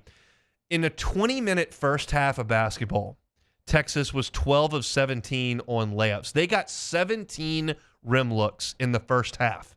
A 20-minute half. That's almost one a minute. They got 6 offensive rebounds. That led to 10 second chance points. It was LSU got 56 points in the first half. It was 56-37. And so you go from a game against Kansas State where you only score 60 points offensively and you're bad on offense, and then you turn around and play Texas and you give up 56 in the first half. You can't play defense. Now, the second half, LSU played pretty well. They won the second half 48-40. They shot 54%. They were 7 of 12 from the three-point line in the second half. That's 58%. They made their free throws 11 out of 13. They only turned the ball over 4 times in the second half. They had 7 assists. Almost half their baskets were on assists. But unfortunately, when I rattle through all those things and I tell you that they won the second half, and I tell you that the statistics looked very good, and I tell you that the second half was a significant improvement, I have to label it with the caveat of, oh yeah, by the way, it took Jordan Wright scoring 31 points in the second half alone to get those to happen. So I can't really brag on that because you can't sustain one of your players going for 31 and a half. That's not something you can bank on anymore this season. Not only not night in, night out, you just can't. That's never going to happen again this year. And that's what it took for you to be competitive in the second half, and LSU loses by 11, 96-85. Just a bummer, because the team is just not playing very well. And you got Jalen Cook back in this game, and he did some things that were pretty good. He had 6 assists. He only turned the ball over once. He created some things off the dribble. He didn't have a great night shooting, percentage-wise. He was only 5 of 15 from the floor, but he was 3 of 8 from 3. He made some threes, and he did play 32 minutes to Mike Williams' 8. So you've got your point guard now. He's going to play point, and he's an improvement at the point guard spot. I still think Mike Williams has a chance to be a nice SEC player in the backcourt. I think Jalen Cook is an upgrade for this team. So that's something that you can look at positively moving forward. But when I look at this LSU team, and I don't want to be overly critical here because I think everyone understands the situation. But they're not good on defense. They're not very good on offense. They don't really have an identity to fall on. Like, what are you really good at? Do you shoot a bunch of threes? No. Are you a really good shooting team? No. Are you elite on defense? No. Can't really hang your hat on that. Are you explosive on offense? Not really. There's just, I can't get to anywhere that gives me a lot of confidence moving forward, unfortunately. And one of the things that I'm really disappointed in is when I saw the news in the transfer portal and I looked at the statistics and I looked at the tape, I said, okay, they've got a 5 that they can really use offensively. He's not the best athlete on the floor, but he's skilled, he can score around the bucket, and he can step out and make some shots. And, of course, that's Will Baker. And you saw that early on in non-conference games against bad teams. He really put that skill set to work. But let me give you the stat lines for Will Baker when LSU steps up in weight class. Against Syracuse, up in the Carrier Dome, well, whatever they call it now. Will Baker, he played 16 minutes in that game. He scored 3 points and did not have a rebound. Then you come home and play K-State at home. He plays 24 minutes in that game, 8 points and 2 rebounds. And then you go to Texas, where he started his collegiate career. And he plays 11 minutes, has 1 point and 3 rebounds. In those 3 games total, you're talking about 12 points and 5 rebounds in 3 games. When LSU steps up in weight class, Baker's lack of athleticism, I think, hurts a little bit. He's not able to defend, and he's not able to use his offensive skill set because you've got guys that are as tall as him and are that athletic. You drop him down a level, and you're dealing with 6'8" guys that don't move great, and all of a sudden, Baker's really tough to guard. You start dealing with potential pros, and he's been neutralized. So I've told you that LSU did not have great guard play. We'll see what Cook brings, but the guard play had not been great. And then I tell you that what you thought would be your main scoring option from the front court is a little overmatched. And now all of a sudden I start to look at this and I go, man, this is not good. And maybe they find something with Wright and Cook offensively because Wright's a proven commodity. He's probably better as your 4th option instead of your 1st or 2nd, but he's a proven SEC commodity, and I think Cook can play at this level. I think he'll get his sea legs under him. He'll be your primary ball handler. He'll have the ball more often than not. He'll push the tempo. He can make some shots. He can create for others. We saw that with the 6 assists. And maybe they get a little bit better offensively, and that helps them. But you still gave up 96 points to Texas. You could not guard Syracuse whatsoever. Their lead guard went off for 30 points on you, his career high. I felt pretty good about this when they left Charlotte. Or was it Charlotte? Not Charlotte. Where were they? Charleston. When they left Charleston, I felt pretty good about it. They had played really well for 32 minutes against Dayton and gave it away. They beat North Texas. They beat Wake, and I'm going, okay, that's what I thought. That's the 6-win SEC team. I thought they were about a 6-12 team. Yeah, they lost to Nichols, but that looked a lot better, and they've looked worse since then. And when I've watched just about everybody in the SEC now, and it's gonna be tough. Because there are some good teams in the SEC. Kentucky played great on Saturday. We've seen real moments from Texas A&M. We've seen some really good play from Tennessee. Arkansas is good. Bama's good. Ole Miss is undefeated. So it's going to be a lot. They've got to get better, and that's all I've asked for. Just show me some improvement. I haven't seen it yet. Now you've got Cook. Got a couple more non-conference games, and then you start the gauntlet. And you're fighting and fighting and fighting for people in this town to not tune you out and go to women's basketball and then go to baseball. I'm pulling for them, and I'll be watching. Saturday was a bummer. Give up 96 points. Just not a good look for the Fighting Tigers. So hopefully there's some improvement during the Christmas holiday when they don't have school and they come out in conference play and play a little bit better. But they lose to Texas 96-85. All right, we'll take a timeout. When we come back, Billy Embody all over the recruiting from a high school perspective, transfer portal perspective, and he got firsthand look at some of LSU's commitments in the state championship game in Texas, including Caden Durham, who went absolutely nuts on Saturday. So we'll talk all things of that nature with Billy Embody coming up next. The Hunt Palmer Show. LWCC is Louisiana loyal. They're elevating and celebrating champions of Louisiana like Marucci Sports. Started in a backyard here in Baton Rouge. Small business, American dream. Now all of a sudden they are on the forefront of technology in the baseball world. And that's why people from all over the country come to Louisiana, to Baton Rouge, to the Baseball Performance Lab to see what Marucci can offer. So cool to have them here. They also bring tourism dollars to the state of Louisiana and to Baton Rouge specifically with their Marucci World Series they hold each and every July. If you know a champion of Louisiana like Marucci Sports, go to lwcc.com/champions and nominate a champion of Louisiana so that we can tell their story here on the Hunt Palmer Show. Marucci Sports is a champion of Louisiana. LWCC is Louisiana loyal. In times of need, get a full list of phone numbers, websites, and other important emergency information on the Demco Stormwatch page at 1045ESPN.com. His name was King.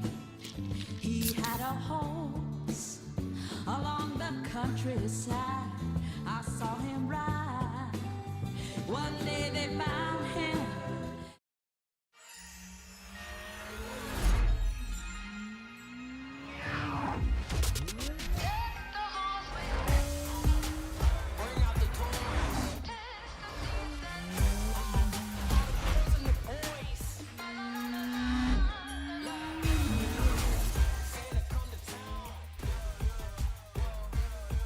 Hurry into your local Acura dealer for the Season of Performance event going on now. At Relief Windows, we're more than windows. We're windows, doors, hardy plank, and vinyl siding. But our #1 product is always customer satisfaction.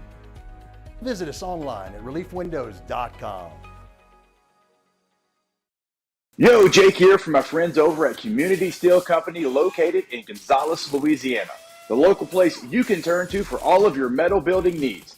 Notice I said local, not Houston, not Dallas, not Atlanta, but right here in Gonzales. Visit them at their brand new state-of-the-art website at communitysteelco.com or pick up the phone and give them a call today to answer all of your questions on your metal buildings, roofing and sheet metal, and any other steel needs you or your business need at 225-647-2020.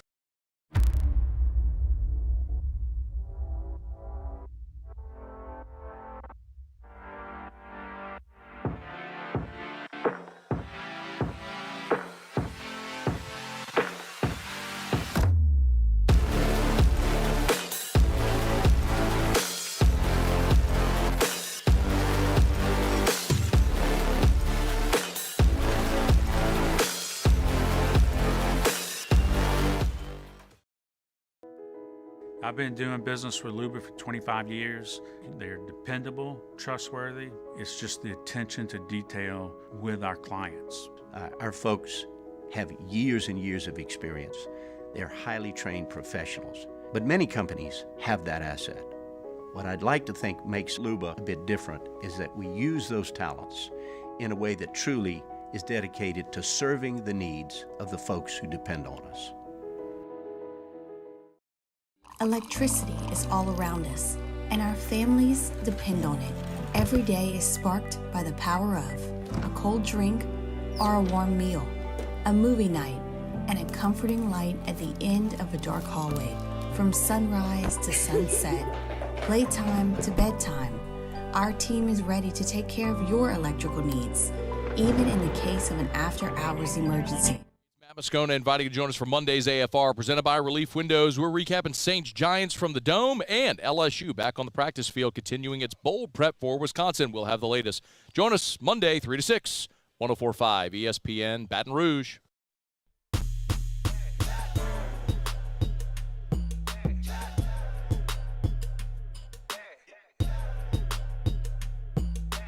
You're listening to the Hunt Palmer Show on 104.5 ESPN Baton Rouge. Let's head out to Jim's Firearms Hotline. Billy Embody, part of the Bengal Tiger over there on 3, joins us now. Billy, thanks for the time. How are you? Doing well. How about you? Doing very well. Nobody asked my opinion on high school football products, but the tape I see of Caden Durham looks pretty good. You saw him with your own eyes in the state championship game where he was running wind sprints, it appeared. Looks pretty salty. Yeah, Caden Durham is a lot of fun to watch. I mean, he's a guy that has been on the radar for a long time, just kind of being at Duncanville and that program. And he's really put it together as a senior and capped his career with a state championship win. He was offensive MVP, which he was offensive MVP last year. And it's kind of funny. You go back and you look at the two pictures and you can tell just how much bigger, stronger he got over the offseason. I mean, he looks like a man now, whereas he kind of burst onto the scene. He had some offers last year for sure, but this past state title was kind of that final feather in his cap. Over 200 yards on the ground. I think at one point, Duncanville as a team was averaging 55 yards a touchdown play.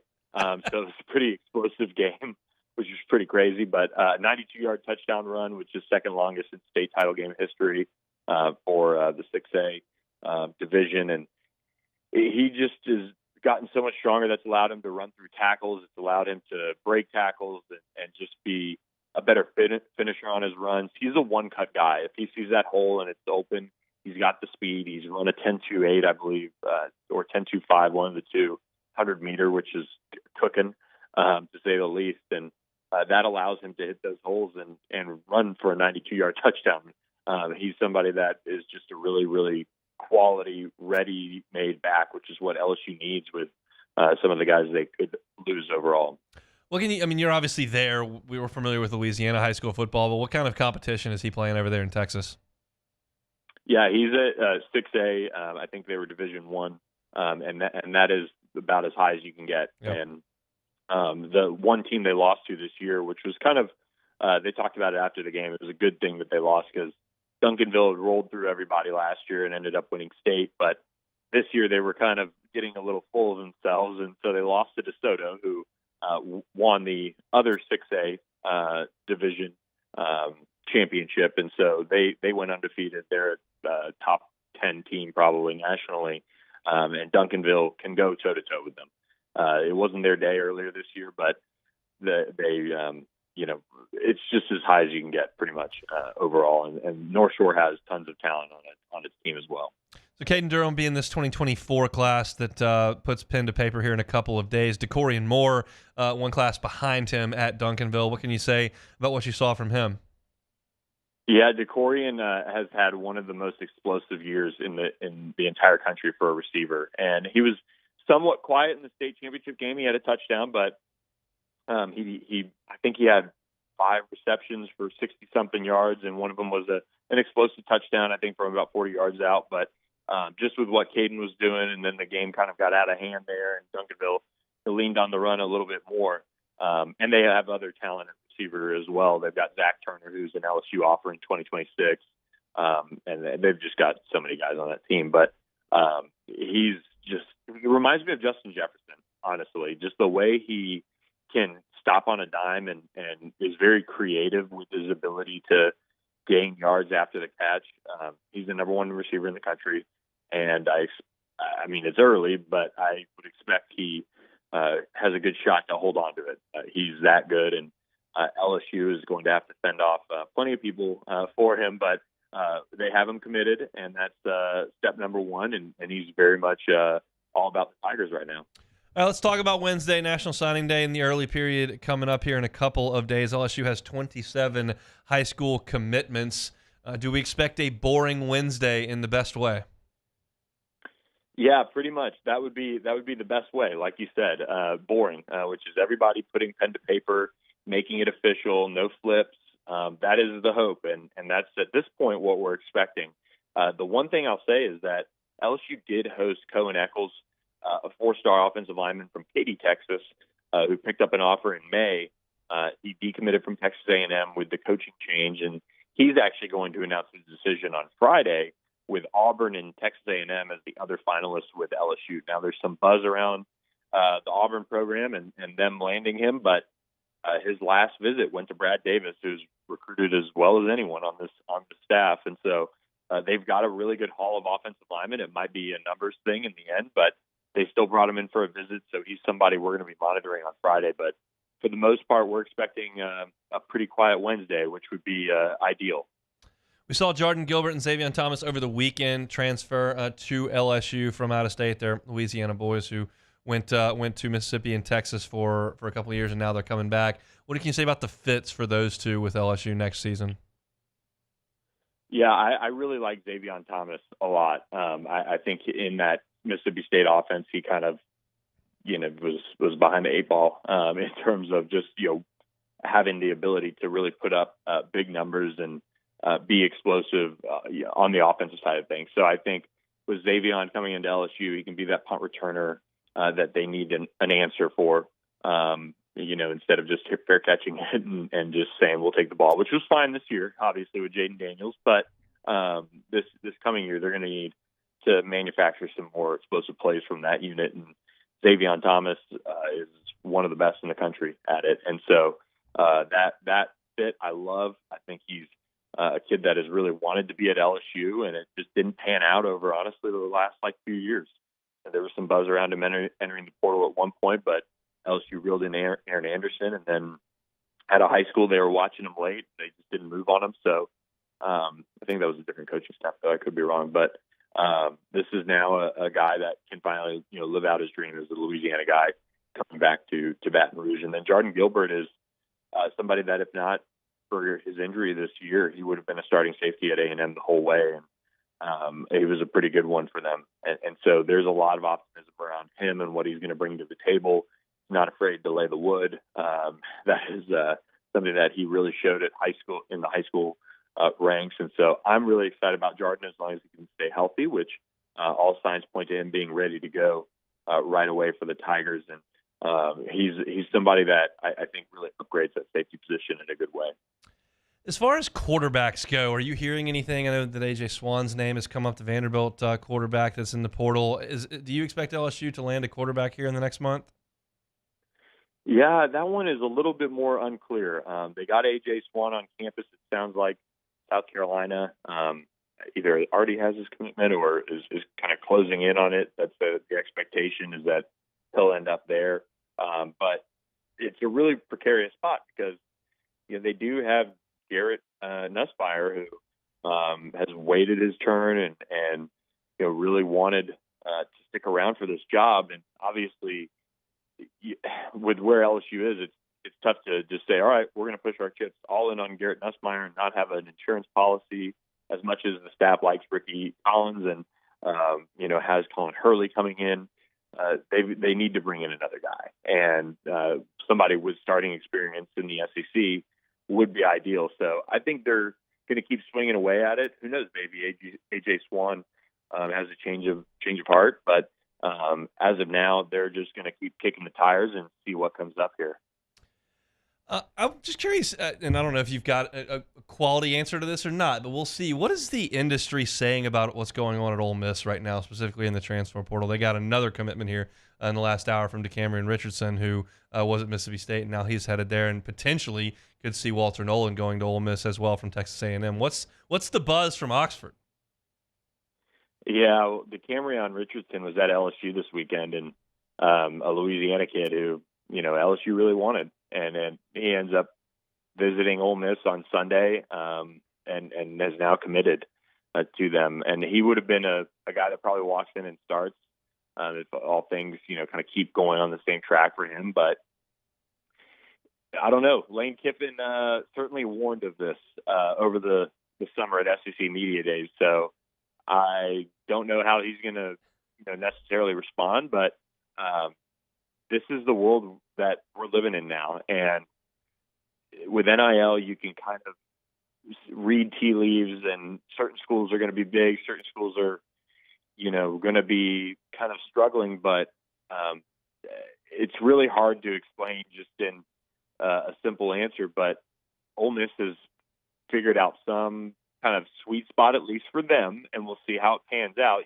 They've had seasons where they've jumped out to top 10 rankings, but they haven't been able to finish. So they're not there by any means, but they are pushing some of the right roster construction buttons. We'll just see how it works out from a culture and buy-in standpoint, but they keep trying to assemble as much talent as they can, which is the ultimate goal. And with the rules being the way they are, until they change them and find a better way, I mean, they're just doing whatever they can to win. And so that's kind of it. Lane Kiffin warned of this, but they have a war chest of NIL over there. And so they're just kind of leaning into it, it looks like, which is fine by me. I mean, that's, if you got the ability to do it, just do it, and we'll see if it pans out. It could be a train wreck like Texas A&M, or it could be, it comes together for a year that, they need to finish the job. Kind of look at FSU and what they did this year with some of their key ads through the portal, and what it meant for them, even though they were left out of the playoff. Yeah, I was about to say that was a very careful answer on your part, and then you dropped the jab at A&M, and I had to laugh. That's just the way it goes. That's the way it goes here. I know that signing day is coming up here, and there's a ton of information over there at the Bengal Tiger. Tell everybody where they can find y'all. Yeah, check us out at thebengaltiger.com. We've actually got a signing day sale, $55 for a year, so it'll get you all the way covered through this portal season, next football season, and most of next portal season too. So a lot of fun on that front. We appreciate the time, Billy. Thanks.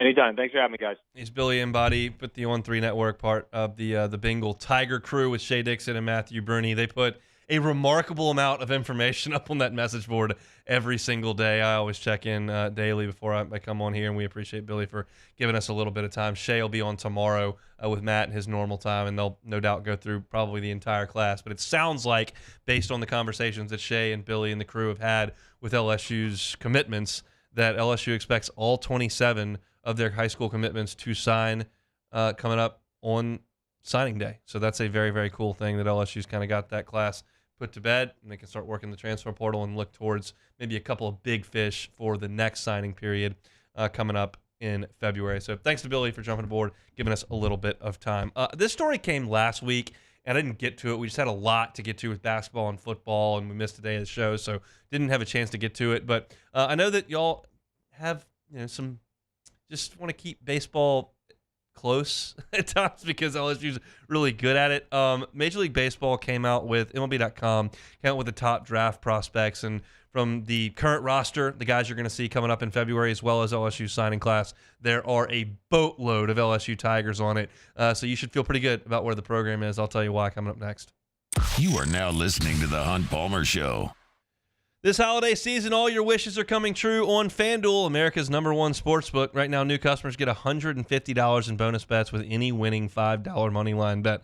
That's $150 if your team wins. Been thinking about joining FanDuel? No better time to get in on the action. The app's easy to use. There's a wide range of betting options, including spreads, player props, over-unders, and much, much more. So visit FanDuel.com/1045ESPN and kick off the NFL season. FanDuel, official partner of the NFL. Must be 21 and present in Louisiana. First online real money wager only. $25 pregame moneyline wager required. $10 first deposit required. Bonus issues, knowledge roll bonus. Bet expires 7 days after receipt. See terms at sportsbook.fanduel.com. If you're someone who has gambling problem wants help, call 1-877-770-STOP. Our listeners fire off their opinions on the jimsfirearms.net hotline at 499-1045. Keep listening for your next chance to shoot us your thoughts with the jimsfirearms.net hotline on 1045 ESPN Baton Rouge. There it is, the extra mile, on the border of expected and extraordinary for those willing to go further, like vans customized for work or play, with safety and tech to keep you connected. Supported by a 5-star sales, service, and finance team. And backed by the 1-star you know. So go the extra mile. It's never crowded because so few have what it takes to go there. Mercedes-Benz Vans. The Windsor Senior Living Community in Mandeville, Louisiana is a beautiful, vibrant apartment community geared toward seniors. They are nestled right in the heart of Mandeville, where seniors live a more carefree lifestyle in spacious apartments with the peace of mind that comes from having a little extra help. Call the Windsor at 985-624-8040 to schedule a lunch and tour. Come see how the Windsor can be your passport to peace of mind. I've been doing business with Luba for 25 years. They're dependable, trustworthy. It's just the attention to detail with our clients. Our folks have years and years of experience. They're highly trained professionals, but many companies have that asset. What I'd like to think makes Luba a bit different is that we use those talents in a way that truly is dedicated to serving the needs of the folks who depend on us. Electricity is all around us, and our families depend on it. Every day is sparked by the power of a cold drink or a warm meal, a movie night, and a comforting light at the end of a dark hallway. From sunrise to sunset, playtime to bedtime, our team is ready to take care of your electrical needs, even in the case of an after-hours emergency. The light in your life shines brighter with Mr. Electric. Dylan Cruz here to tell you about Six Rings Baseball and Softball Camp. If you live on the North Shore and play ball, go to Six Rings Camps with former LSU assistant coach Dan Canaveri. His knowledge is second to none, and your child will improve and have fun doing it. Camps are held at Coquille Park and Six Rings Academy in Covington with 4 sessions over the summer. Full day and morning only sessions are available from ages 7 to 13. Go to sixringsbaseball.com or call 985-206-9096. Learn the game to love the game. His name was Cain. He had a horse along the countryside. I saw him ride. One day they found him. Gulf Coast Bank and Trust is giving our customers the power to bank anywhere, anytime during this challenging event. And we're right there with you. Our mobile banking app is a On Tuesday's OTB. Go ahead and dive into Thursday night Saints-Rams battle. The season comes down to this. And a brand new OTB mailbag. Off the bench, 7 to 10 a.m., 104.5 ESPN.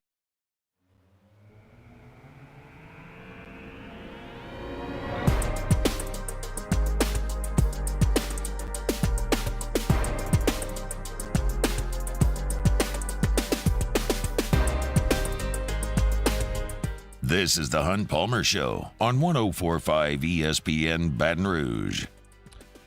8 weeks until we're in game week over at the box for a little college baseball. I'm ready, but we'll wait.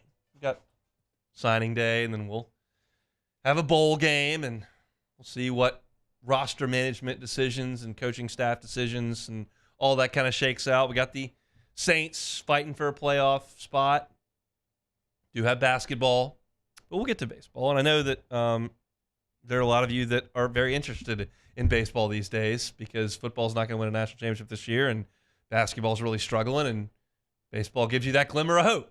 And it's right to be scared about the fact that Paul Skeens does not get the ball on Fridays, and Dylan Cruz didn't hit in the middle of the lineup. You don't have Gavin Dugas. Cade Beloso's gone. Gavin Dugas has moved on. So did Braden Jobert. Riley Cooper's moved on. You don't have Ty Floyd anymore. Like, you lost a lot of talent that got picked in that Major League Baseball draft. A lot. Including the top 2 picks. So it's a massive loss in talent. But the amount of talent within the confines of this LSU baseball program is still very, very high. MLB.com put out its list of top 100 draft prospects. That includes, obviously, your draft-eligible college players as well as your high school seniors. And LSU is very, very well represented. Some of these names you'll be very familiar with. Some of these names you'll get familiar with as the summer approaches and we get ready for draft time. But on this list, 2 of the top 10 players in terms of draftability, LSU ties. You've got Tommy White, who is number 7 on this list, and you've got Connor Griffin, the stud outfielder from the state of Mississippi, who's committed and signed to LSU. Now, does Griffin end up in college? I have my sincere doubts, but that's 2 of the top 10 players on this list. Now, you should feel very good about the fact that the next 2 players that are college-level players on this list for LSU are likely in your weekend rotation. Thatcher Hurd is number 18 on this list. They say he could be the best college pitcher on this list by the end of the season. That's probably where your starting pitching staff starts. And Luke Holman is number 35 on this list. That puts you in the sandwich round as a first-round pick, like Ty Floyd was this year. That's a pretty good place to start your weekend rotation. Oh, by the way, you don't even have to get to 50 to get to the guy that we think is the third piece to this weekend rotation, and that is Gage Jump, the left-handed transfer from UCLA, who comes in at 46th on this list. So Thatcher Hurd, 18, Luke Coleman, 35, Gage Jump, 46. That's 3 guys in the top 50 of this draft class that may be in your starting rotation come opening weekend. That's a very, very comfy place to be. Speaking of pitchers on this list, Cam Caminiti, left-handed pitcher, West Coast, throws almost 100, is related to the late Ken Caminiti. Is he coming to school? I have my sincere doubts, but he's number 19 on this list. William Schmidt, Catholic High, right down the street. Former Mississippi State commit, has flipped to LSU, signed with LSU. He's number 33 on this list. Is that the next great Catholic High arm to come to LSU? We sincerely hope. But those 2 guys, that's 3 guys in your high school signing class in the top 33 of this list. You go down and you have more on this list that are high school commits. Cade Arambidi, number 53, is a catcher on this list. Derek Curiel, who maybe gets to LSU as a ridiculously athletic outfielder, number 65 on this list. Boston Bateman, a left-handed pitcher, number 76 on this list. Cale Fountain, a third baseman, number 79 on this list. That's 1, 2, 3, 4, 5, 6, 7, 8, 9, 10, 11 of the top 80 either signed with or on the roster with LSU baseball. And there was a time where I would look at this list and I'd go, you got Connor Griffin at 8, Cam Caminiti at 19, William Schmidt at 33, Aaron Beatty at 55, Curiel at 65, Bateman at 76, Fountain at 79. Why are we taking signatures from all these kids? None of them are going to show up. We're talking about a signing bonus in the top 80 of $3 million. Why would you waste your time? Well, pretty simple. Because if you don't get Cam Caminiti and William Schmidt to sign with you, if you don't get them because they're in the top 33 of this list as pitchers, you don't get them, well, guess who you can go get? Thatcher Hurd, Luke Holman, and Gage Jump, none of which signed with you out of high school and are now mocked in the first round. So you try on the front end to get as many great high school players as you can get. I don't care if they're ranked 4th. Try. Maybe they Bregman it and break their finger. Maybe they Cam Johnson it. Have a little bit of an elbow issue, price yourself out of it. All of a sudden, you've got a freshman left-hander that throws 96 miles an hour on campus. Get the commitments and signatures from any that you can. I would not have said that 6 or 7 years ago. I do now. Because if you don't get those kids, you just go get a transfer portal and you get UCLA's best 2 pitchers and Bama's ace. And now you've got a pitching staff.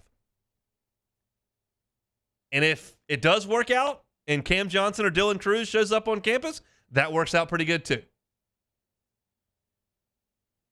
It's a position of power that LSU has that very few collegiate programs have. That LSU can risk the front end and fail to get some of these kids to campus, and some of these kids won't show up. I don't think Connor Griffin's coming to college. I don't think Cam Kamenetti is coming to college. But if they do, that's fantastic. You got them for 3 years. If they don't, you go to the portal. And all of the guys on LSU's team who are on this list in the top 100 draft prospects from MLB.com are transfers. Tommy White, Thatcher Hurd, Luke Holman, Gage Jump. You got your number one power hitter, a guy that drove in 100 runs in probably your entire weekend rotation. And I said this from the start when NIL and transfer portal opened up. I said, okay, you, Joe Fan, may love it. You're for empowering the kids. You're all about young people having the opportunity to make some money and decide where they want to play. You, Joe Fan, might say these rules are all stupid. These kids haven't earned any money. They shouldn't be able to transfer. That's not real life. If you transfer, you should have to sit out. You got to stay committed to one school, and that's where you should go. You may think that way. Either way, if you think that one way or the other, it doesn't matter. What I said from the start is LSU is going to benefit massively from this. Because when you allow the opportunity for the entire nation to play college baseball, and the players who play the best can decide they want to up and leave tomorrow, LSU is going to be right in the middle of it. And lo and behold, you go up to Omaha and you got Paul Skeens and you got Tommy White. Riley Cooper was pretty good up there. These are transfers. Thatcher Hurd starts the championship game. Transfer. LSU is so well positioned on this thing. And even though you've lost so much top-end talent, so much big league ability off the roster of that national championship team, you turn around and look at this list again, and LSU's littered it. Just in the top 2 rounds alone, you've got 9 guys that would be top 2 round picks based on this list. That's what LSU is going to be rolling out there most years with this guy piloting the ship in Jay Johnson. This is what happens when you marry just a relentless worker who's phenomenal at his job, and you leverage it with the resources and the passion and the tradition and what is the LSU baseball program. It's gonna be a tough train to run off the tracks. It's gonna be a lot of fun, and I'm very much looking forward to getting out to the box. Unfortunately, probably not gonna get out there on opening day because they play at 1:00 and my show starts. They play at 2:00 and my show starts at 1. So that's a bummer. But I'll get out there that weekend. Just a little look at some baseball to kind of wet the beak a little bit there here in the throes of football and basketball season. We'll come back, close things out with a little take it or leave it next. The Hunt Palmer Show. Jersey Mike's, Highway 30 in Gonzales near the new Heritage Shopping Center. Stop on in for lunch or stop on in for dinner or check out their catering options. We tell you about Jersey Mike's every single day. Those famous cheesesteaks like the number 17, grilled fresh to order with tender steak, pepper, onions, and white American cheese, all on freshly baked bread. The Bacon Ranch chicken cheesesteak, favorite of mine. Cold subs, fantastic too, including the original Italian with your ham, prosciutto, capicola, salami, pepperoni with the provolone. Want to make fun of Tommy DeVito because the Saints shut him out? The original Italian at Jersey Mike's probably a good way to do that. And check them out for their catering as well. Highway 30 in Gonzales near the new Heritage Shopping Center. You can download the Jersey Mike's app. Find them on DoorDash as well. Jersey Mike's, a sub above. In times of need, get a full list of phone numbers, websites, and other important emergency information on the Demco Stormwatch page at 1045ESPN.com. Gulf Coast Bank and Trust is giving our customers the power to bank anywhere, anytime during this challenging event. And we're right there with you. Our mobile banking app is a smart way to manage your money and time. Gulf Coast Bank and Trust, the bank that cares about you.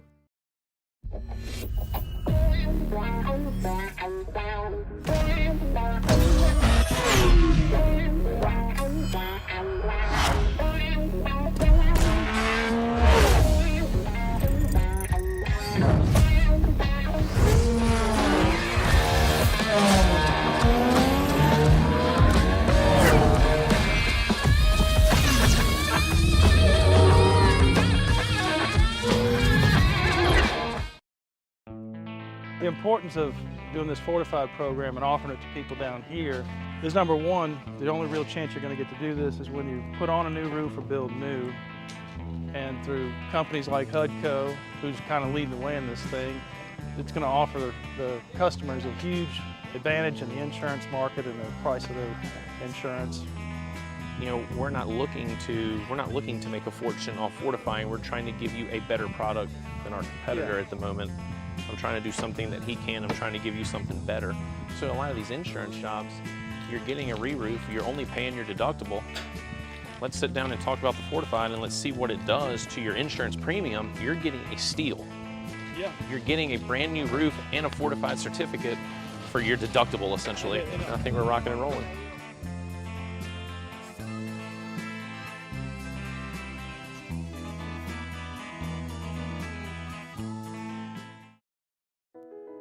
I've been doing business with Luba for 25 years.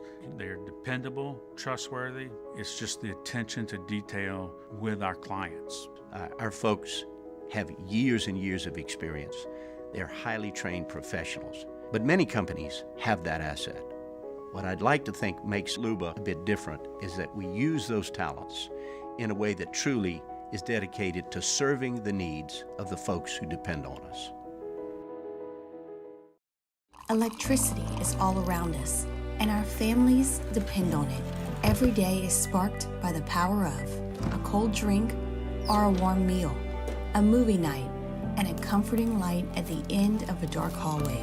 From sunrise to sunset, playtime to bedtime, our team is ready to take care of your electrical needs. Even in the case of an after-hours emergency, the light in your life shines brighter with Mr. Electric.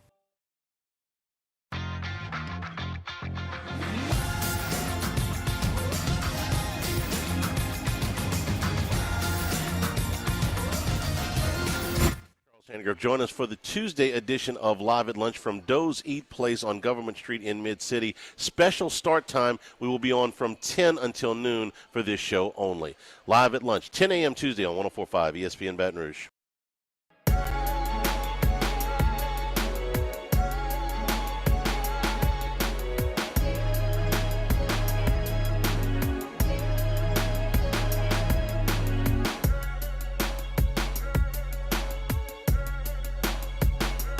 This is the Hunt Palmer Show on 104.5 ESPN Baton Rouge. I'm looking up at the TV in here in studio. One TV's got the famous Toastery Bowl on. Obviously very famous. Western Kentucky and Old Dominion. The other just showed the last play of the last touchdown of the Iron Bowl there, 4th and 31. How did that happen? How did that happen? It can't happen. Alabama always finds a way, don't they? I mean, that shouldn't happen. All right, let's play some Take It or Leave It. All right, first one here. The Titans wore Oilers throwbacks against Houston on Sunday, and they also lost to the Texans with a backup quarterback. Take it or leave it. Look, this is a savage play here because you're wearing the Oilers throwbacks against Houston. You took their team, who had incredible uniforms. You switched it from the incredible uniforms to the Titans, which is dumb. And now you're playing against that city that you left in those uniforms. Like, that's a diabolical move. Now, the uniforms are gorgeous. Yes. Maybe the best in the history of the NFL. Yep. Like, I'm not ready to say that they're not. It's a bit of a savage play. And I don't think I can endorse it. No, especially if you lose to their backup quarterback like that. I feel like the Texans should get their uniforms back now. Like, that was the uniform put game. them on the truck. We're flying back with them. You're done with them. We have taken away your right to wear those uniforms. We got our jerseys back. Come on. I say that, but I saw that on Twitter. JJ Watt said it's like we need our jerseys back. It's like Sandlot. Like it's just neighborhood rules. We beat you. Give us the shirts. All right. Next one. Joe Brady's career is re-emerging with every play call in Buffalo. Take it or leave it. I will take it for yesterday. They were awesome yesterday, and I loved it because I got James Cook on the fantasy squad, and we're in the playoffs, and they gave him the ball on almost every play. It was clinical. what the Bills were doing. I said when they fired Ken Dorsey and he was going to get play calling duties, like, this is a pretty good spot to be in if you're Joe Brady, because it's not a job you were hired for. You're just getting an opportunity. And while Josh Allen is turning the ball over a little bit, he's really talented, and there's nothing that limits you with that. Like, if you were taking over with Bryce Young or Desmond Ridder in this NFC South, like, you can't really do much. Which is funny you mentioned that, because that's where he was, and it didn't go well. In Carolina. So he's got a great quarterback. They've got some pretty good talent. Is the offensive line great? No. But, I mean, one of the catches Diggs made yesterday with one hand on a third down was absurd. Cook's running great. So, yeah, I would suggest that Joe Brady's doing a really, really good job. And if he can get a really good rapport with Kyle Allen, or Josh Allen, you would think Josh Allen's going to have some say in who the offensive coordinator is. And if he's happy with Joe Brady, you think that's a really good spot for him. So, once again, as I've said many times, anybody from that 19 team that's doing anything, I'm pulling for you, because that was a lot of fun. Jalen Hurts will play through illness tonight. Take it or leave it. He better. Oh, I think I know why. I know why you have this in here. Okay, he's my fantasy quarterback. Yeah, and here's I know that people don't care about fantasy football, but this is a little bit more than fantasy football. Yesterday, I go to church. I've got a 2-year-old. He's an absolute malcontent in church. He's walking all over the place. We're trying to feed him goldfish, trying to get him books in front of him, whatever. I'm not allowed to look at my phone because my wife gets mad. She gets very mad if I look at the phone while I'm driving or if I'm in church. So it has to stay in my pocket for the entire hour. During this time where I'm in worship and babysitting my child, Jalen Hurts is announced with an injury, and my savage fantasy football opponent goes on the waiver wire and picks up Mariota and Drew Lock to make sure that I can't have a quarterback. Wow. If Hurts can't play. So I didn't have What a move. I was a little cranky about it. It's probably the right play, but this is these dynamics, it's a little bit much. And so Jalen Hurts, I don't care if you got COVID-19 or lupus or the flu or an ear infection. Like, I don't care. You put the helmet on, you go out there. I need some points. We're leading right now. We're in the playoffs. There's financial stake in this game. I need Jalen Hurts to toughen up. If he had a broken leg, we'll talk about it. He's sick. Get a shot, get an IV, and go out there and score some points, all right? I need some fantasy points. And don't throw it to Dallas Goedert. That's the deal. Oh, so that's the okay. So he's okay. All right. I'm facing someone who has Dallas. Who's the Seahawks running back? Charbonnet? No, the other one. I don't know. Either way, he's got him and he's got Goddard and I got Hurts. Toughen up. I can't. No sickness. If they announced he was sick on Sunday morning, like, he's got plenty of time. Oh yeah. I need 15 points. All right, last one here. One of the worst teams we've seen in the NBA in some time, the Pistons, have lost 23 games in a row. They'll get to 30. Take it or leave it. Well, I don't know what the schedule is, but I'll take it. I mean, they're very bad. So, I mean, somebody put this on Twitter. The Pistons have not won a game since the Rangers won the World Series. That's not very good. And this is a proud franchise. This isn't like, and the Pels are relatively new on the block. Like, the Charlotte Hornets don't have much going for them. I could see it if it was one of those or Sacramento. The Pistons have two different high-end runs in their history as a franchise. So they've got Atlanta, Utah, Utah's couple game with Brooklyn. Yeah. They got the Rockets. They do play the Rockets, who are awful. I don't see San Antonio anywhere, which would obviously be one that you could get. So no, that's really bad. And interestingly enough, they started 2-1. The Pistons did, and then they have since lost 23. 23 in a row is hard to do. I was talking with a buddy earlier today. Said on Bill Simmons' podcast, they were talking about, I mean, statistically speaking, you would just get red hot from three one random Tuesday and beat, whoever. Beat Chicago. Like, how could you lose 23 in a row? That's really bad. Cade Cunningham is a good player, but that's really... They lost by 30 to the Bucks on Saturday. That's not good. Yeah. I mean, you look at some of... They've had high picks. Cade Cunningham, high pick. Ivy's a high pick out of Purdue. Bagley was a star at Duke. Like, they've had high-end picks. The guys just aren't very good. So, shout out to the Pistons for losing 23 in a row. You give up 146 at Milwaukee on Saturday night. So they're back in action tonight in Atlanta. I'm sure it'll be a packed house for Hawks and Pistons over in the ATL. That's it for us here on this Monday. Had a ton to get to today and found a way to get to all of it. We hit basketball, we hit baseball, we hit football, all of it on demand. 1045ESPN.com's on demand tab. Apple Podcasts, Spotify, Google, wherever you find your audio, you can find the Hunt Palmer Show. I know a lot of people will be traveling coming up this weekend. If you want to stockpile some of our audio to listen to in your travels, we certainly appreciate that. We opened with Jaden Daniels' announcement that he will not play in the bowl game. It is Garrett Nussmeier's show in the ReliaQuest Bowl. My thoughts on that at the top of the show. Saints got a 24-6 win over Tommy Cutlets. My reaction at 1:15. Then Denton Day on all things college football at 1:30. LSU added Xavion Thomas and Jordan Gilbert in the transfer portal. I closed out hour number 1 with that. You can find that at Hunt on LSU, our YouTube channel. LSU basketball gave up 56 in the first half to Texas. My reaction at the top of hour number 2. Also chatted with Billy Embody on recruiting and some LSU baseball. A lot of talent in the LSU baseball program. MLB.com's list suggests that. We'll be back tomorrow, same time, same place. Matt's about to drive you home on After Further Review. Have a good Monday. It's the Hunt Palmer Show.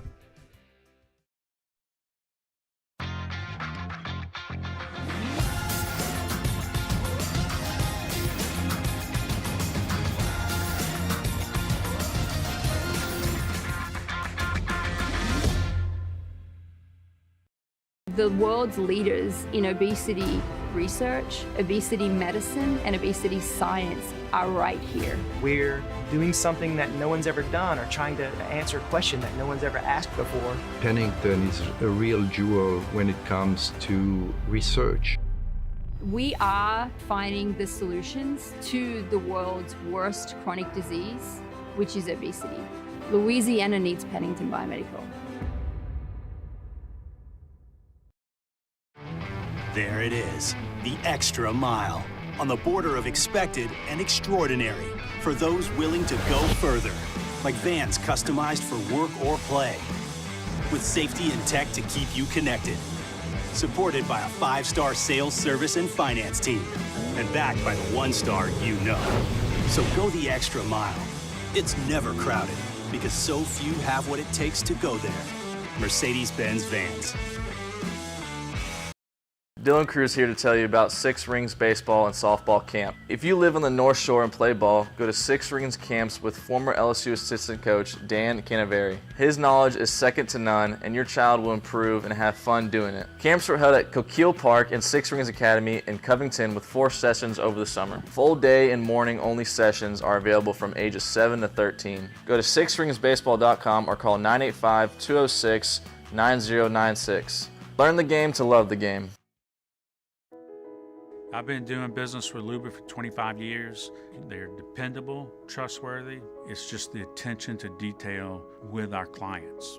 Our folks have years and years of experience. They're highly trained professionals. But many companies have that asset.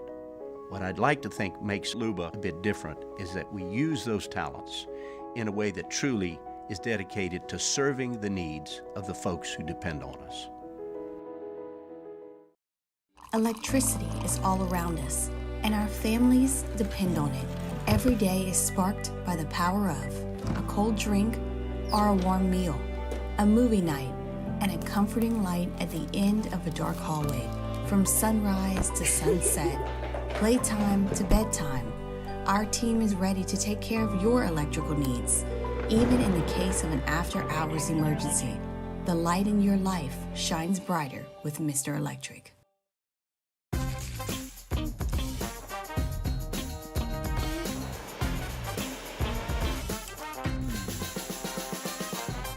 The best kept secret in town is out. Discover Tallulah at the Renaissance Hotel on Bluebonnet.